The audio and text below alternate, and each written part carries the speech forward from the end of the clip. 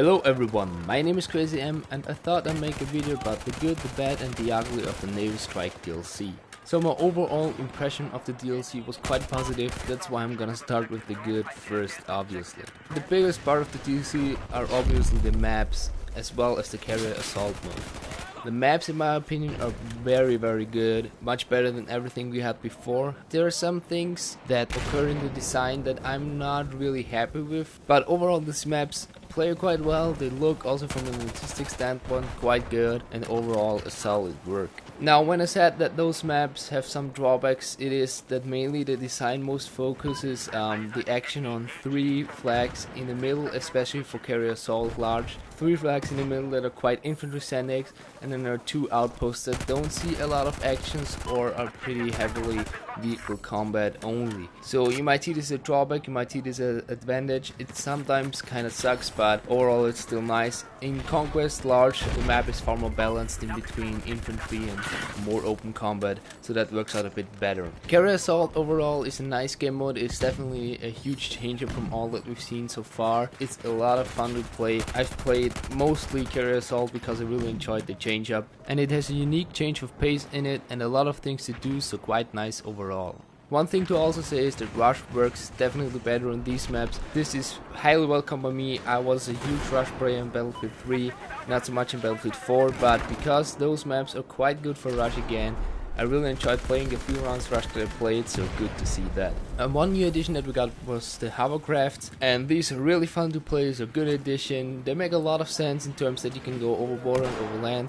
They're in no way really realistic in my opinion, but they're fun to play, and a good decision that they included those in the DLC. One more thing to say is that we've got a patch alongside this DLC, so I'm also gonna talk about that a bit. One thing that happened was that the miniguns got buffed, which was in my opinion a good change. Makes the transport helicopter far more effective and far more a threat to air as well as ground targets. In terms of the attack helicopter, it makes much more sense on these maps. There are not too many enemies for it. You still have attack boats, transport helicopters, stingers. Overall it's easier to fly the attack helicopter on these maps. You're still pretty easily taken down, but you have a lot more work to do. The targets you're up against are easy to kill, and it's a lot more fun to fly the attack helicopter on these maps. Now we're going on to the bad things. I might mention quite a lot here, but overall I want to state again that I have quite a positive opinion about this DLC, but there's still some issues. They take a bit more room to explain, I would say. One issue in my opinion is transportation. Quite simply put, as I said, in Carrier Assault there's mostly 2 flags there on the outside, and even in Conquest Large there's some flags around, and I often found that I got stuck on these islands without any transportation back. Especially if your teammates just go alone on a jet ski, on a hovercraft, and you just end up staying there and there's nowhere you can go other than you swim to the next capture point. This sucks quite a bit. Maybe a few more jet skis here and there would have helped to decrease the frustration that you get from just sitting somewhere where you're not really useful. There are also some issues with vehicle spawns on these maps, especially on Conquest Large. There are some spawn points where you can shoot out the pilot of the helicopter, especially you capturing the flag. The helicopter spawns right in front of you, enemy spawns in it, you can shoot them out all day. It's pretty a dumb design in my opinion, isn't really a good choice. Also you can steal enemy vehicles very easily. There's no out of balance zone in their vehicle spawn, so that sucks as well. That has never been a good design, and I wish that they have made something different here. Maybe just something like design where you put them inside the carrier and you can't go into that area as an enemy or something like that. But the way it is quite stupid, because you can ultimately steal 2 attack boats in some game modes from the enemy team, which gives you a huge amount of power over the enemy. There are also some design flaws with Carrier Assault in my opinion.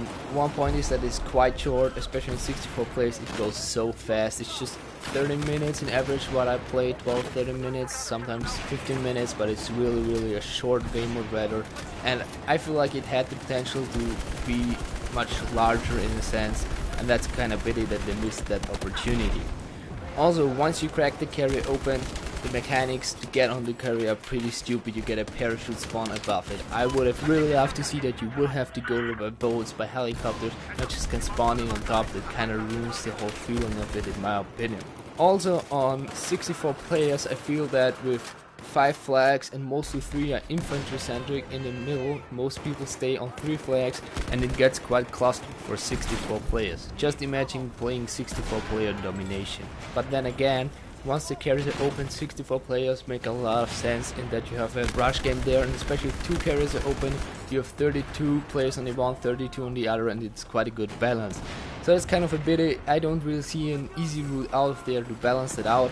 But overall, that's something a bit worrying if you have a lot of clustered area in the middle, then it kind of spreads out at the end. But overall, not too bad, but just the thing that I want to note here. One last thing that I have to criticize about Carrier Assault is that the carrier design is really lacking in variety and size in my opinion. I understand that they had to make it not too large so that you would still have a good game with not too many players on a carrier, but still it is really a bit lacking, especially if you get to the second base where there's really not a lot of options and it's primarily all about holding choke points. So now we're getting to the ugly, and the first thing that I want to get out of the way is that there's still issues with the netcode, they're still dying behind corners and all of that stuff. It has gotten better in my opinion a bit, but it's still there and it's still quite annoying.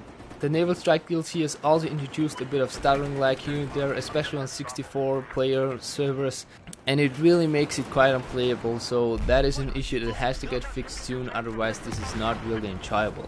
One ugly thing that is not so much about the netcode is the defender spawns in the carrier are pretty much the worst that I've ever seen. You basically get out of your spawn by going through doors that only open when the defending team goes through them. Now, by itself this is quite a neat design because it gives you a protected spawn and then you can push out. The problem with that is that these doors are quite close to the MCOM, so once the attack is pushed up there you have no way to get them back. You just have to put claymores, C4, incendiary grenades on those doors and you have no way to get through. This isn't too much of an issue at the first base in the carrier because you have 4 doors, but in second where you only have 2 doors this is a nightmare. Once the enemy is in there and if they're doing at least a decent job you have no way to get out there. Also these doors are a bit lagging and buggy in my opinion. I've seen them open on my screen, they weren't open, and overall it's not a good mechanic and a bad choice. It kinda takes away a lot of carrier assault in my opinion and makes it less of a good game mode than it would be. But still, overall I've enjoyed myself quite a bit while playing this DLC, and I really appreciate the good work that the devs have done on this DLC, and it kinda makes up a bit for the rough start of Battlefield 4 in my opinion. So yeah guys, let me know your opinion about Naval Strike. If you enjoyed the video, please leave a like, subscribe for more Battlefield content. Have a really nice day and I'll see you next time.